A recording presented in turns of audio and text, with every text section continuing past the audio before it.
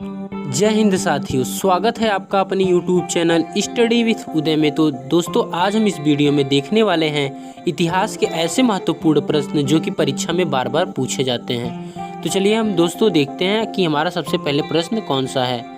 दोस्तों, हम देखते हैं कि किसने अपने पुत्र व पुत्री को बौद्ध धर्म के प्रचार के लिए श्रीलंका भेजा था। ठीक है, तो दोस्तों अशोक ने अपने पुत्र महेंद्र और पुत्री संघमित्रा को बौद्ध धर्म का प्रचार के लिए श्रीलंका भेजा था। आगे दोस्तों हम देखते हैं कि कौटिल्य द्वारा रचित अर्थशास्त्र कितने अभिकरणों में विभाजित है। क्या दोस्तों है कि कौटिल्य द्वारा रचित अर्थशास्त्र कितने अभिकरणों में विभाजित है। तो दोस्तों ये टोटल 15 अभिकरणों में विभाजित है। कितने में? 15 अभिकरणों में विभाजित है। आगे दोस्तों हम देखते हैं जो हमारा प्रश्न नंबर 3 है कि अशोक का अभिलेख भारत के अलावा किस अन्य स्थान पर भी पाया गया है। क्या दोस्तों कि अशोक का अभिलेख भारत के अलावा किस अन्य स्थान पर भी पाया गया है। तो यह दोस्तों अफगानिस्तान में पाया गया है। कहाँ पाया गया है दोस्तों? अफगानिस्तान में पाया गया है। और दोस्तों अफगानिस्तान की राजधानी है काबुल।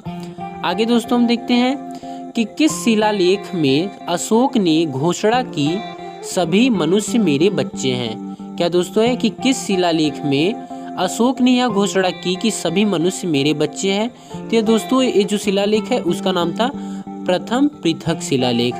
कौन सा दोस्तों? प्रथम पृथक शिलालेख।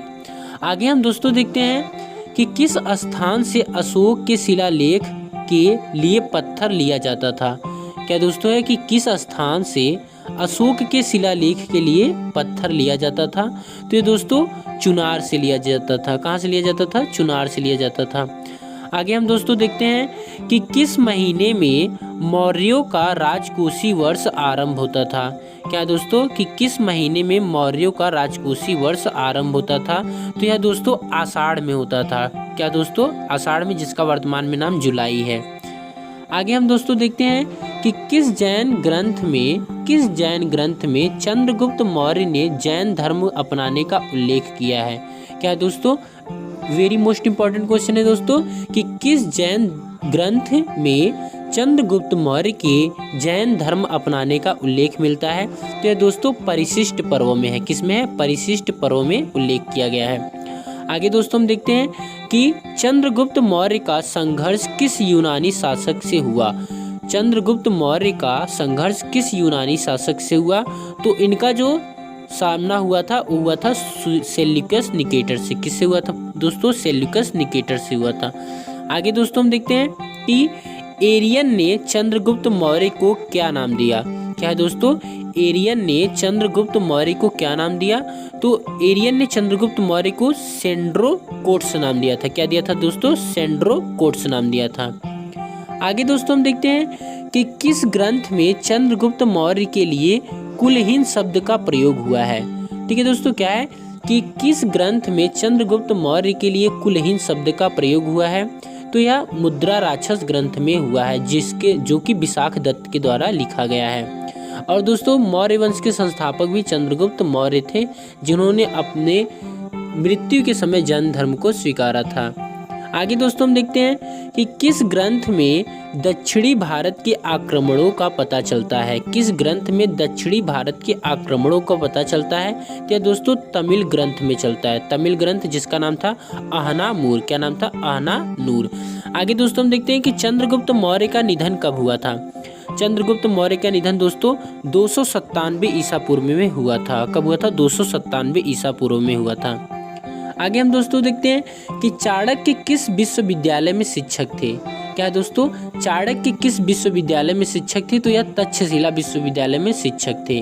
आगे दोस्तों हम देखते हैं कि चंद्रगुप्त के बाद, ठीक है, चंद्रगुप्त के बाद किसने शासन प्राप्त किया। तो बिंदुसार ने किया था। किसने किया था? बिंदुसार ने किया था। दोस्तों यदि हम जानते हैं कि तक्षशिला जो विश्वविद्यालय है यह विश्व का सबसे प्राचीन विश्वविद्यालय है, जो कि कहाँ पे स्थित है? पाकिस्तान में स्थित है। आगे दोस्तों हम देखते हैं कि बिंदुसार किस संप्रदाय का अनुयायी था। ठीक है दोस्तों कि बिंदुसार किस संप्रदाय का अनुयायी था। तो यह आजीवक संप्रदाय का था। किसका था? आजीवक संप्रदाय का। और आजीवक संप्रदाय की स्थापना किसके द्वारा की गई थी? मक्खली पुत्र गोसाल के द्वारा। किसके द्वारा? मक्खली पुत्र गोसाल के द्वारा। आगे दोस्तों हम देखते हैं कि किस विद्वान किस विद्वान बिंदुसार को 16 राज्यों का विजेता बताया? किस विद्वान ने बिंदुसार को 16 राज्यों का विजेता बताया? तो ये तारानाथ ने बताया था। किसने बताया था? तारानाथ ने बताया था। आगे दोस्तों हम देखते हैं कि अशोक मगध की गद्दी पर कब बैठा? अशोक मगध की गद्दी पर कब बैठा? तो यह 269 ईसा पूर्व में बैठा था। कब बैठा था? 269 ईसा पूर्व में बैठा था। आगे दोस्तों हम देखते हैं कि अशोक की माता का क्या नाम था? अशोक की माता का क्या नाम था? तो अशोक की माता का नाम था शुभद्रांगी। क्या नाम था? शुभद्रांगी। आगे दोस्तों हम देखते हैं कि भारत में शिलालेख का प्रचलन सर्वप्रथम किसने किया? भारत में शिलालेख का प्रचलन सर्वप्रथम किसने किया? तो यह अशोक ने किया था दोस्तों। किसने किया था? अशोक ने किया था। आगे दोस्तों हम देखते हैं कि किस स्रोत में पाटलिपुत्र के प्रशासन का वर्णन है? क्या दोस्तों है कि किस स्रोत में पाटलिपुत्र के प्रशासन का वर्णन है? तो दोस्तों है इंडिका में, जो कि मेगास्थनीज के द्वारा लिखा गया है। आगे दोस्तों हम देखते हैं कि अंग्रेजों ने 1760 ईस्वी में वांडीवास के युद्ध में किसे परास्त किया? अंग्रेजों ने 1760 ईस्वी में वांडीवास के युद्ध में किसे पराजित किया था? तो ये फ्रांसीसियों को पराजित किया था। आगे दोस्तों हम देखते हैं कि जर्मनी की दीवार का निर्माण कब हुआ? जर्मनी की दीवार का निर्माण दोस्तों 1961 में हुआ था। कब हुआ था? 1961 में हुआ था। आगे दोस्तों है कि किस वर्ष में सोवियत संघ रूस बना? किस वर्ष में सोवियत संघ रूस बना? यह 1991 में बना था। कब बना था? 1991 ईस्वी में बना था। आगे दोस्तों देखते हैं कि ईस्ट तिमोर पर किस देश ने शासन किया था? ठीक है, ईस्ट तिमोर पे किस देश ने शासन किया था? तो यह इंडोनेशिया ने किया था। ठीक है दोस्तों, ईस्ट तिमोर की राजधानी है दिल्ली और इंडोनेशिया की राजधानी है जकार्ता। आगे दोस्तों हम देखते हैं कि चीन में लाल क्रांति हुई थी। क्या है दोस्तों? चीन में लाल क्रांति हुई थी। तो यह 1949 में हुआ था। कब हुआ था? 1949 में हुआ था। आगे दोस्तों है कि बर्लिन की दीवार कब गिराई गई? बर्लिन की दीवार कब गिराई गई? तो बर्लिन जो दोस्तों है जर्मनी की राजधानी है और बर्लिन स्प्री नदी के किनारे है। तो यहाँ की जो दीवार थी वह 9 नवंबर 1985 में गिराई गई थी। कब गिराई थी? 9 नवंबर 1985 में गिराई गई थी। आगे हम दोस्तों देखते हैं कि जापान के हिरोशिमा शहर पर परमाणु बम कब गिराया गया था? क्या दोस्तों है क्वेश्चन कि जापान के हिरोशिमा शहर पर परमाणु बम कब गिराया गया था? तो यह 6 अगस्त 1945 को गिराया गया था। कब गिराया गया था? 6 अगस्त 1945 को गिराया गया था। दोस्तों इस बम का क्या नाम था? Little boy. क्या नाम था? Little boy. आगे दोस्तों हम देखते हैं कि पुर्तगाली नाविक बर्थोलोम्यो ने उत्तमासा अंतरीप की खोज कब की?